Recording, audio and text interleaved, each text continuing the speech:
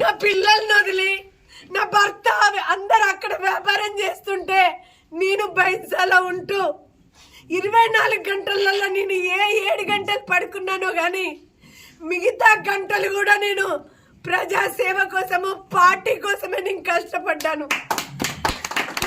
నేను 24 గంటల్లో 8 గంటలు నేను ఇంట్లో ఉన్న, మిగతా గంటలు కూడా నేను కార్లో ఎప్పుడు తిరుగుతూనే, ఎప్పుడు కూడా కష్టము సుఖము ఏదొచ్చినా కూడా నేను వెళ్తూ ఉండేదాన్ని.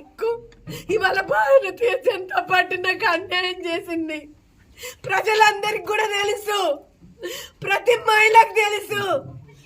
అమ్మా, ఈసారి నువ్వు టికెట్ తెచ్చుకో, ఇవాళ నిన్ను నేను గెలిపిస్తాము. నువ్వు బక్క పడ్డావు, నువ్వు నల్లగా అవుతున్నావు, నువ్వు రంది పెట్టుకోక బిడ్డ, మేమున్నామని చెప్పిన వెనుక ఉన్నారు ప్రజలు.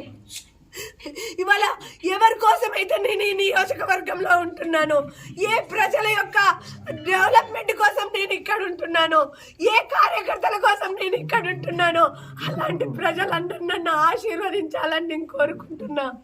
అందుకే నాకు అధిష్టానం ఎలాంటి పిలుపు రాలేదు, నాతో ఏమీ మాట్లాడలేదు. నాకు మాత్రం అన్యాయం బాగా జరిగింది. 100% భారతీయ జనతా పార్టీకి నేను రాజీనామా చేస్తాను. నేను భారతీయ జనతా పార్టీలో ఉండను. ఏ పార్టీ అయితే నన్ను అన్యాయం చేసిందో ఆ పార్టీ కనువిప్పు కలగాల. నాలాగా తెలంగాణలో ఏ మహిళకు కూడా అన్యాయం జరగద్దు. ఒక పార్లమెంటులో 7 స్థానాలుంటే 7 స్థానాల్లో ఒక్క మహిళకు సీట్ ఇయ్యరా? అది కూడా ఒక బలమైన క్యాండిడేట్.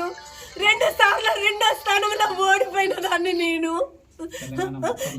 తెలంగాణ మొత్తంలో టాప్ 5లో టాప్ 10లో ఉన్నదాన్ని, నేను టాప్ 10లో ఉన్నదాన్ని, లేడీస్ లో నెంబర్ 1 స్థానంలో ఉన్నాను తెలంగాణలో.